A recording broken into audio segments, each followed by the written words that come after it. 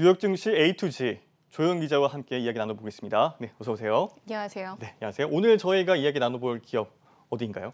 네, 9월 들어서 특히 추석 연휴에 우리 서학개미들이 아주 관심을 집중적으로 쏟았던 LCID, 바로 루시드 모터스입니다. 네, 루시드 하면은 이 넥스트 테슬라다라고 해서 더 유명해진 기업 아닙니까? 맞습니다. 그 사실 테슬라의 대항마 이런 걸 외친 기업들이 많았잖아요. 하지만 좀 많은 기업들이 성공하지 못하고 사라진 기업들이 많았는데요. 그만큼 제2의 테슬라를 기대하는 사람들이 많다는 뜻일 겁니다.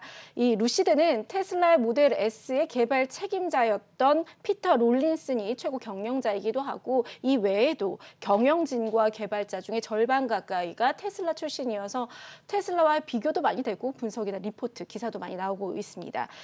그렇지만 이제 BOA에서 루시드를 테슬라와 페라리라고 이렇게 비교를 하기도 했는데요. 본격적으로 테슬라하고 경쟁하기에는 좀 넘어야 할 관문들이 있는데, 가장 우선적인 것이 첫 전기차 모델인 에어를 실질적으로 인도하는 것에 성공하는 것입니다. 그렇군요. 이 테슬라의 페라리라 이게 아주 고가의 전기차다라고 예상이 되고 있는데 네. 제가 알기로는 루시드 같은 경우에는 테슬라와 좀 비교하는 것을 우리 원치 않는다. 맞아요. 네, 그렇게 그렇게 알고 이야기도 있거든요. 했어요. 네. 그렇죠. 그래서 루시드 같은 경우에는 벤츠나 또는 뭐 BMW 같은 그런 고가의 브랜드들, 그리고 전통이 있는 브랜드들과 함께 이렇게 좀 차세대를 표방하는 그런 이제 회사로 커나가길 바란다. 이렇게 좀 알고 있는데, 그러면 일단 실차가 좀 나와봐야지 뭔가 좀 상황이 바뀔 수 있지 않을까라고 생각이 되는데, 고객 인도 이 부분이 좀 먼저 이루어져야 될 것 같아요. 맞습니다. 아직까지도 단 한 대도 도로를 달리고 있는 루시드 차량은 없는 셈이거든요. 에어는 원래 올 봄 출시를 목표로 했습니다. 상당 기간 지금 미뤄진 셈인데요. 일단 차량 인도가 시작되고 시중에 돌아다녀 봐야 뭐 정확한 성능이라든지 시장 평가가 나올 것이라는 전망입니다. 여기에 새로운 소식이 있는데요. 현지 시간 27일, 그러니까 우리 시간으로 내일이 될 겁니다. 루시드가 프로덕션 프리뷰, 공장 공개 행사를 엽니다. 언론들하고 이제 금융투자업계, 그리고 일부 선정된 고객들을 일리노이주 카사그란데에 위치한 AMP 공장을 초대를 해서 생산 공정을 보여주고, 또 주요 엔지니어들이 나와서 기술을 직접 설명하는 등의 행사가 일주일 동안 이어질 예정입니다. 물론 테스트 드라이브도 있을 예정이고요. 이 자리에서 구체적인 차량 인도 스케줄과 양산 계획을 발표할지가 관건입니다. 네, 저도 그 외신을 통해서 이렇게 테스트 차량이 굴러다니는 그런 모습을 좀 본 영상이 있었는데, 네. 아무래도 이제 본격적인 인도를 앞두고 어떻게 보면은 우리 이런 차 만들고 있어, 잘 만들고 있어라는 그런 성격의 어떤 세레모니, 이런 것들을 좀 보여주는 그런 행사처럼 보여집니다.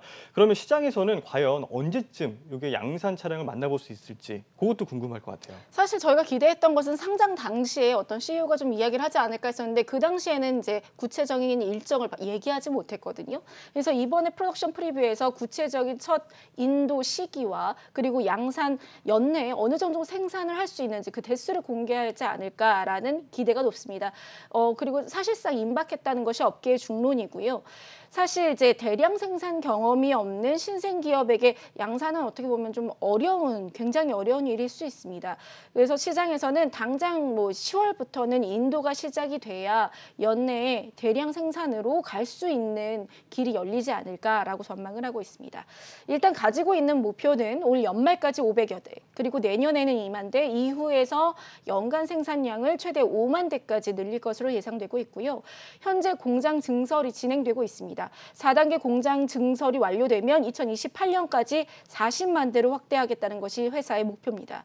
하지만 이제 과거 테슬라도 첫 모델 S 인도와 양산을 앞두고서 연기를 거듭했던 적이 있습니다. 그래서 루시드 역시 잡음 없이 대량 생산 단계에 돌입할 수 있을지는 좀 주목해 보아야 할 것으로 보입니다. 네, 그렇군요. 2028년까지 40만 대라고 하면 이게 적지 않은 대수인데요. 네. 네.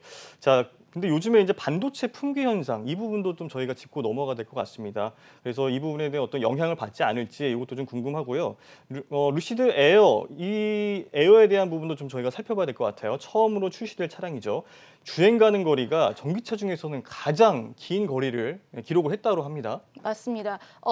먼저 이제 반도체 이야기를 하셨는데, 네. 이걸 앞두고서 피터 롤린스 CEO가 사실상 뭐 거의 영향이 없다라고는 공식적으로 이야기를 했는데, 좀 계속 인도가 뒤로 늦춰진 것이 이 네. 영향이지 않겠느냐라는 이야기가 나오고 있고요.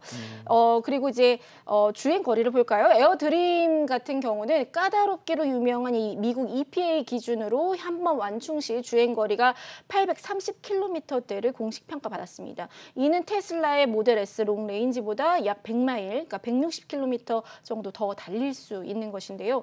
롤린스 CEO는 단순히 대형 배터리를 설치한 게 아니라 세계 최고 수준의 기술력이 이끈 성과다. 그래서 배터리 효율 기술을 거듭 강조했고요.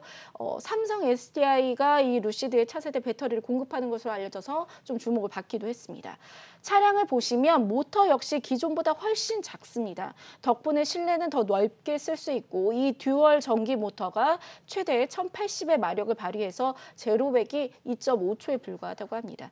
또 최고 속력은 270km에 달하는 등 주행 거리나 충전 속도, 또 효율성, 그리고 디자인까지 뭐 테슬라 우위를 점한다 이런 평가가 나오고 있고요. 가격은 기본 모델인 루시드 에어가 77,400달러, 그러니까 우리 돈으로 약 9천만 원 정도이고 이 최고 사양 프리미엄인 루시드 에어 드림은 16만 9천 달러, 그러니까 우리 돈으로 2억 원에 육박합니다. 네, 그렇군요. 주행 거리가 한 번에 이제 800km를 넘어간다라고 하는 거는 이제 뭐 서울에서 그렇죠. 부산을 갔다가 뭐 한 대전까지도 올라와도 네. 이 주행 가는 거 남아 있는 그런 거리 아니겠습니까? 네. 굉장히 긴 거리인데 천마력에 제로백이 2.5초다. 굉장히 빠른 슈퍼카 수준이다라고 볼 수 있을 것 같습니다. 하지만 가격이 정말 상당히 비싸네요. 네. 네. 그래서 국내에서는 이게 아마 출시가 된다 하더라도 이 정부 보조금은 받기가 어려울 것 같다라는 생각이 들고요. 그래도 이게 테슬라하고 좀 경쟁하는 모습을 좀 보고 싶다. 그런 생각이 듭니다.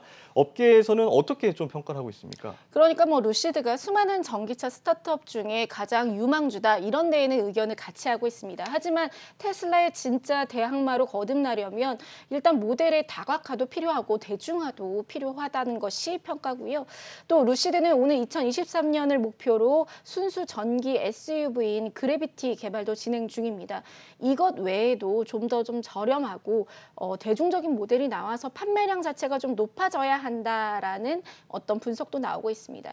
실제로 현재까지 루시드의 누적 사전 계약 대수가 1만 대 수준으로 알려져 있는데요. 이는 테슬라의 월 판매량 절반 수준입니다. 그래서 또 연말 이제 전기차 인도가 정상적으로 이루어지더라도 실제 주행에서 여러 문제가 발생할 수 있고 사업 자체가 흑자 구조로 바뀌기까지는 뭐 2025년까지 좀 시간이 필요하다 이런 분석도 제기되고 있습니다. 그렇지만 루시드가 가진 장점도 뚜렷합니다. 먼저 후발주자인 만큼 테슬라처럼 충전 네트워크를 구축하지 않아도 된다라는 장점이 있고요. 또 하나는 이제 루시드의 가장 많은 지분을 갖고 있는 것이 사우디 국부 펀드입니다. 60% 정도 갖고 있는데 지속적인 투자를 이미 올해 초에 예고를 했거든요. 그래서 성장을 위한 자금력이 탄탄하다는 부분도 강점이 되겠습니다. 네, 그렇군요. 그렇다면 저희가 또 주가 흐름도 좀 한번 살펴볼 필요가 네. 있을 것 같습니다. 이달 초에 보니까 상당히 좀 떨어졌다가 네. 또 최근에 좀 더 올라가는 반등하는 모습을 보여주고 있는 것 같아요. 이유가 좀 뭐라고 보십니까? 그러니까 루시드도 이번에 역시 스펙 합병 방식으로 상장이 되었거든요. 네. 그래서 이전 스펙 주식 티커명이 CCIV였는데요. 상장 이후에 이제 주가 상세를 그렇게 보이지 못하다가 9월 초에 좀 많이 떨어졌는데 이 시기가 바로 1차 락업 해제 이슈가 있었습니다. 첫 락업 일정이 9월 1일에 있었는데요. 이때 주가가 많이 떨어졌고요. 이를 바닥이라고 본 투자자들이 다시 들어가서 지금은 상당 부분 회복된 모습입니다. 남은 락업 해제 일정은 내년 1월 19일에 한 74% 정도 있고요. 그다음에 2023년 1월에 나머지가 예정되어 있습니다. 하지만 좀 상당 기간 남아있는 만큼 시장에는 큰 영향이 없을 것이라 이렇게 보여지고 있습니다. 월가에서도 이 루시드에 대한 리포트가 아직 많이 나오지는 않았습니다. 세 개인데요. 뱅크 오브 아메리카와 모건 스탠리 그리고 시티그룹입니다. 이 중에서 두 곳이 매수를 제시했고 모건 스탠리는 비중 축소, 그래서 목표가를 적정 주가를 12달러로 제시하고 있습니다. 시티그룹은 테슬라보다 루시드를 오히려 선호한다 이렇게 평가를 내렸고 또 투자 리서치 회사인 CFRA 역시 루시드 주가가 1년 내 25% 추가 상승할 것이다 라고 전망을 했습니다. 네, 그렇군요. 오늘 소식은 여기까지 듣도록 하겠습니다. 글로벌 콘텐츠부 조영 기자와 함께했습니다. 잘 들었습니다.